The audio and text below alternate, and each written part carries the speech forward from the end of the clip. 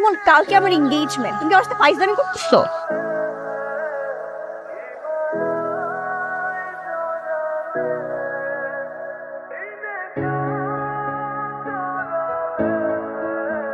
তীব্র গরমে চা কে খায়?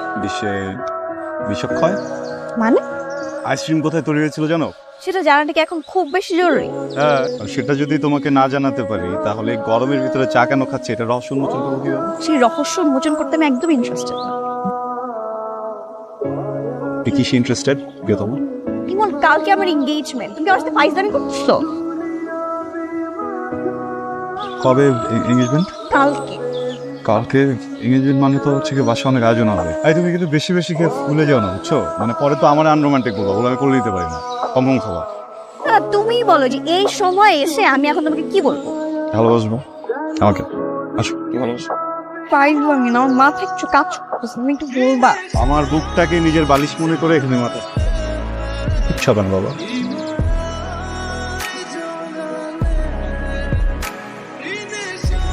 আসসালামু আলাইকুম। ওয়ালাইকুম আসসালাম।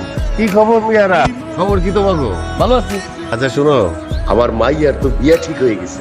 পাত্র খুবই ভালো, দেখতে যেমন অবস্থাও ভালো। 10 তারিখে বিয়ার দিন তারিখ ঠিক হয়েছে। তোমাকে সবাই দেওয়া আসবা কিন্তু।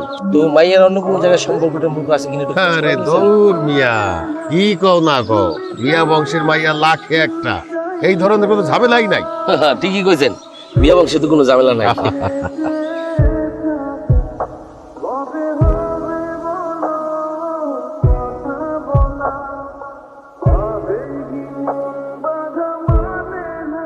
আদনান, যেই আসুক বুঝছো, যদি হাতটা দেখায় বা পিছন দিয়ে কোনো গাড়ি যদি তোরে সিগন্যাল দেয় থামবি না, হ্যাঁ? বলে যেতেছি বুঝছো। কিন্তু ওখানে কিভাবে কি? ওনার ফ্রেন্ড আছে নাসিব, কথা মিলেছে। ওর কাজিনের বাসা, ওখানে আমাদেরকে নামাই দিয়ে তারপরে ওরা সবাই চলে আসবে আবার।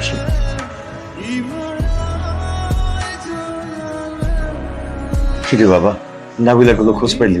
আপুর সব বান্ধবীদের বাসায় তো খোঁজ নিলাম আব্বা, কারো বাসায় তো আপুকে পেলাম না।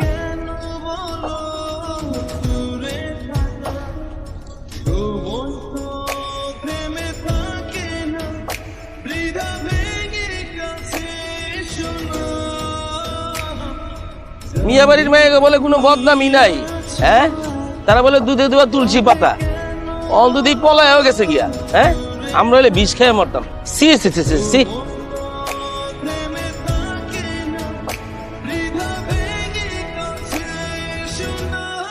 মুখ কালো করে রাখছো কেন?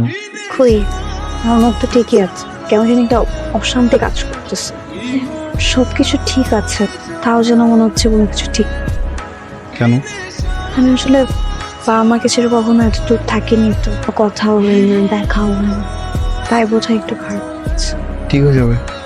যাকে ভালোবাসি তাকে আবার নতুন করে কিভাবে ভালোবাসবো?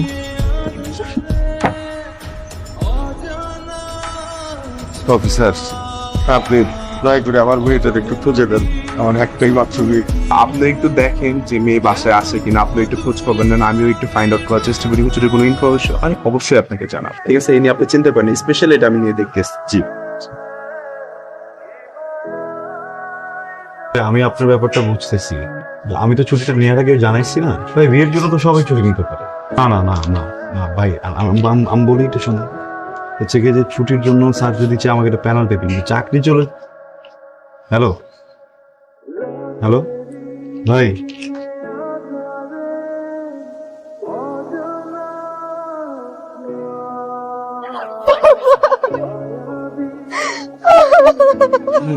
বাবু বাবু,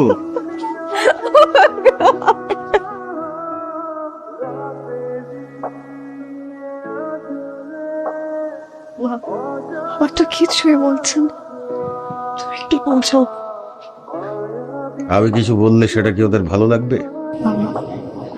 তুমি যা বলবো সব মেনে নিবো বলবো। আমি পুলিশে খবর দিয়ে রেখেছি, তোরা আসলে আরেকবার ওদেরকে ফোন করে আমি জানিয়ে দেব যে তোরা এখানে আছিস, তুই থেকে যাবি, ওকে পুলিশ নিয়ে যাবে। তুই পুলিশকে বলবি ও জোর করে তোকে তুলে নিয়ে গেছে, বলতে পারবি? কি বলছো বাবা এসব? বাবা আমি ওকে বিয়ে করেছি, একটু বোঝার চেষ্টা করবো। বোঝার চেষ্টা করেই বলেছে। আর একটা শর্ত আছে, দেখ ভালো লাগে কিনা। তুই মাত্রই জেনেছিস তুই কনসিভ করেছিস, তোর বাচ্চা ছেলে হবে না মেয়ে হবে তুই এখনো জানিস না। তোর বাচ্চার কোনো শেপই হয় নাই, তোর বাচ্চার জন্য তুই এখনই উতলা। ঠিক আছে, তোরা দুইজন আমাদের এখানে থাকবি, তোদের সমস্ত ভরণ পোষণ আমার, তোদের 1 পয়সাও খরচ করতে হবে না। তোর বাচ্চা ডেলিভারি হবে, 1 বছর পর্যন্ত তুই তোর বাচ্চার সঙ্গে থাকবি, তার লালন পালন করবি। 1 বছর পরে তোদের বাচ্চাকে আমাদের এখানে রেখে তোরা চলে যাবে। কি বলতেছেন আপনি এগুলো? আপনি আপনি আপনি আমার সন্তান নিয়ে কথা বলতেছেন, আমি এটা কোনো খেলার কথা বলতেছেন না যেটা আমি আপনার কাছে রেখে চলে যাবো। পৃথিবীর কোনো বাবা মা পারবে তার সন্তানকে রেখে থাকতে? কেন সম্ভব না? তোমরাই তো আমাকে শিখিয়েছো।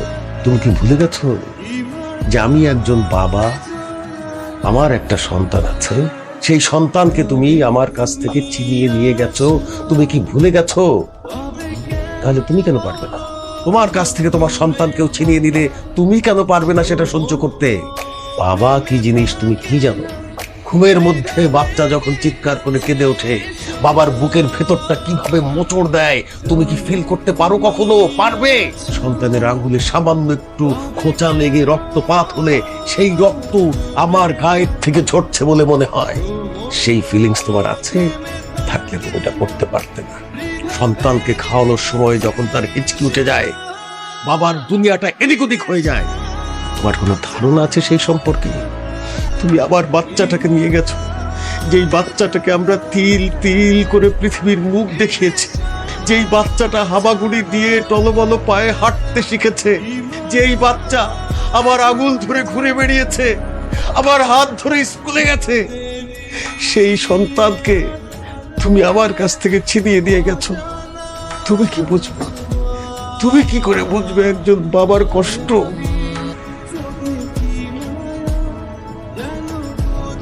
আঙ্কেল, বয়স যখন 15 তখন আমার আম্মা মারা গেছে। আব্বা সে থাকতে সামলাতে পারে না, উনিও মানসিক ভারসাম্য হারায় ফেলে। সবসময় দেখতাম আম্মার ঘরেই বসে থাকতো, বিছানার উপরে বসে ঘন্টার পর ঘন্টা একাকি কি যেন করতো। ওনার যে একটা ছেলে আছে, ওনার এটা মাথায় ছিল। কোনোদিনে আমার এসে জিজ্ঞেস করে নাই যে আমি খাইছি কিনা, দেখতে আসে নাই আমি ঘুমাইছি কিনা, আমার শরীরটা কেমন, আমার জ্বর আসছে কিনা, পরীক্ষা দিচ্ছি কিনা, আমার পরীক্ষা কেমন হয়েছে, পরীক্ষা দেওয়ার পর আমি কি করবো। আমি খুব বাজে রকমের একা হয়ে পড়ছি আমাকে। আমার যখন নাবিলের সাথে পরিচয় হয়, ও আমার খুব খেয়াল রাখা শুরু করলো। আমি খাইছি কিনা, ঘুমাইছি কিনা, আমার শরীরটা কেমন, আমার কিছু লাগবে কিনা, আমার মনটা খারাপ কেন। কিছু সময়ের জন্য মনে হইতেছিল যে আমার সবকিছুই নাবিল, আমার বাবা, আমার মা, আমার পরিবার, আমার শান্তি। পরিবার হারানোর ভয়ে আমি খুব সেলফিশের মতো একটা কাজ করে ফেলছি। আপনি আমার মাফ করে দিন আঙ্কেল।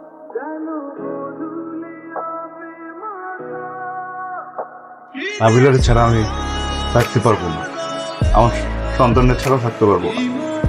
আমরা যদি আপনি বলেন এখান থেকে চলে যেতে, আমি ওইটাও যেতে পারবো না আঙ্কেল।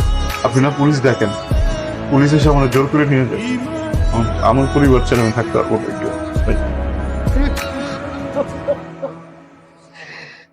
তোমার পরিবারের মুরব্বস্থানীয় কাউকে নিয়ে এসো, তার সঙ্গে কথা বলে তোমাদের বিষয়টা আমি ঠিক করে দেব।